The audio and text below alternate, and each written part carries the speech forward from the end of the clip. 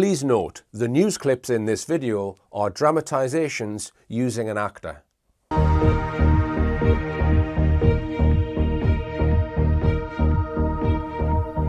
The UK government will soon be introducing fundamental changes in how money works.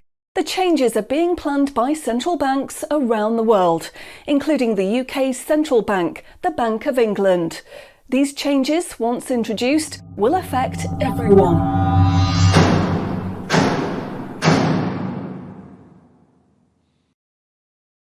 So, what are these changes really about? The changes being proposed will mean that you will no longer have full control over your spending.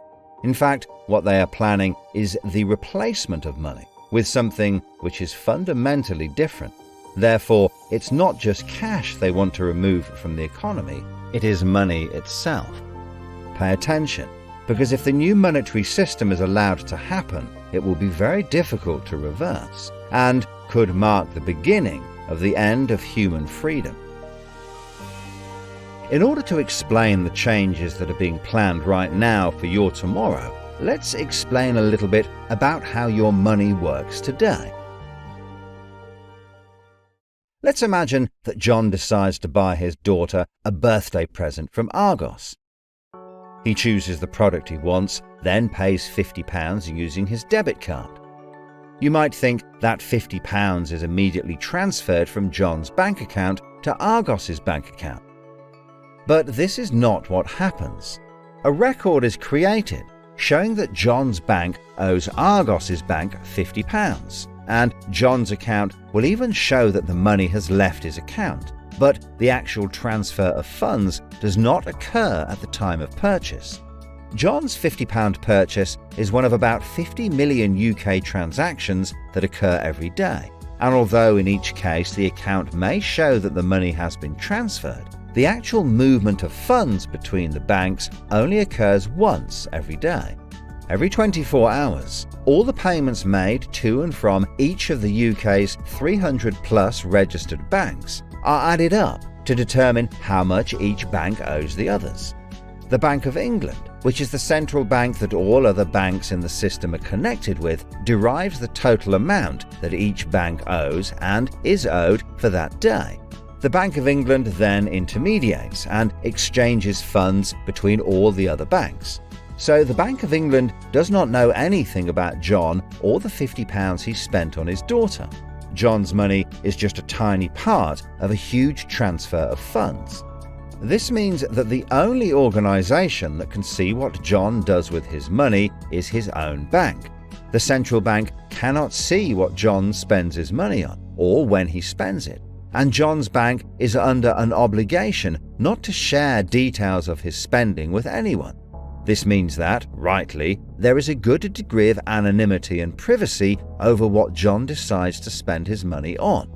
This, in turn, means that a government or central authority, such as the Bank of England, cannot directly restrict John when he uses his debit card, because it has no visibility of what John is doing with his money.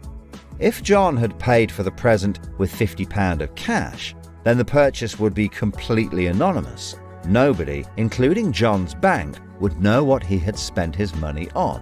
So, cash transactions are truly anonymous, and debit card transactions have a high degree of anonymity, because only your bank can know about them. So, what is this new system?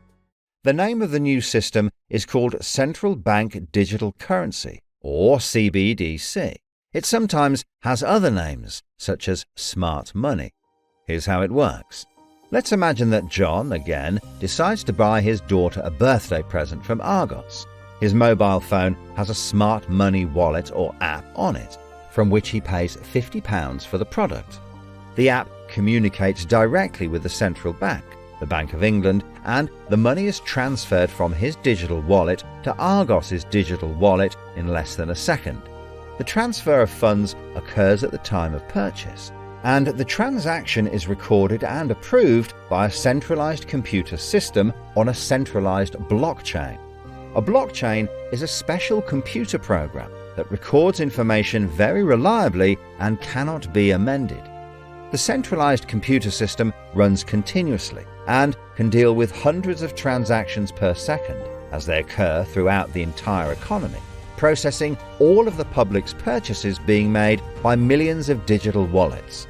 This sounds fantastic and is so much quicker and simpler than the old system.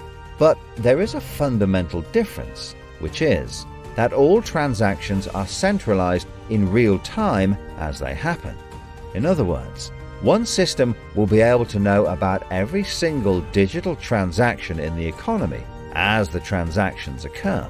This is the critical difference with the new digital monetary system that everyone needs to be aware of. All transactions are centralised in real time as they happen. The people who are planning this new system have made it clear that it would be useful, in their eyes, to use artificial intelligence algorithms in real time to block certain public transactions for a range of different reasons. So, what does this mean for John? Let's just say there is another lockdown and the government want to stop the public moving about the country. With this new system, they could introduce a simple change. That would mean John's wallet would only work if he was located within a certain distance of his own home. Argos is 2 miles from John's house, and he decides to go and buy his daughter a birthday present. He attempts to pay £50 for the product with the app. The app communicates directly with the Bank of England's computer system, and the system rejects John's payment before it is made, because the system knows that John is 2 miles from his own home, and John's wallet has been limited to spending within just 1 mile. John cannot now buy anything unless he moves closer to his own home. His money is now useless if he wants to go anywhere. Why doesn't John just use cash? That would be a good solution for John as long as cash is still in use. So, how might this new system be introduced? The Prime Minister called an emergency meeting today to discuss the unprecedented slide into economic recession in the UK and global economies. Inflation is out of control, and high interest rates are causing thousands of house repossessions. All cash points and over-the-counter cash services are now frozen, and millions of people face losing their life savings as a number of high street banks are declared insolvent. The government and the Bank of England are accelerating the introduction of a new central bank digital currency, which all bank customers in the UK will be able to receive in exchange for their existing money, which in many cases is now unobtainable from their bank accounts. The government say that the new digital money will help the economy recover from recession and will be used to bail out public and corporate money currently held in millions of bank accounts by banks that are at the point of collapse.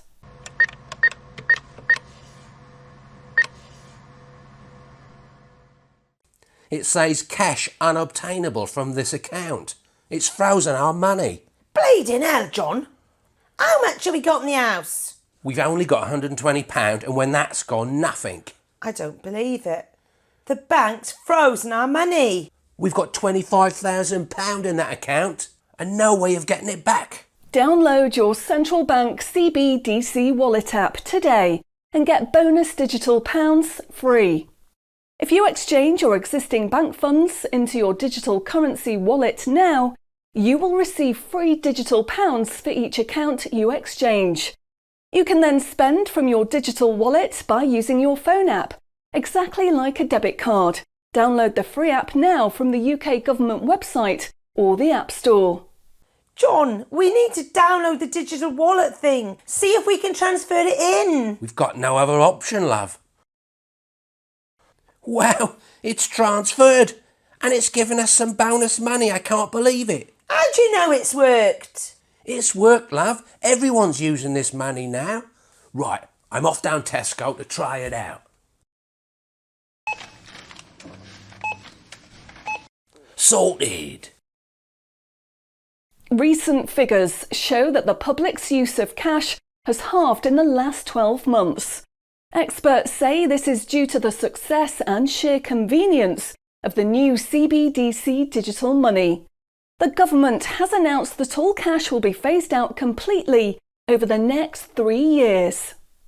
I can't remember the last time I used cash. It seems so cumbersome and old-fashioned, fiddling about with coins every time you want to buy something. It's much easier now.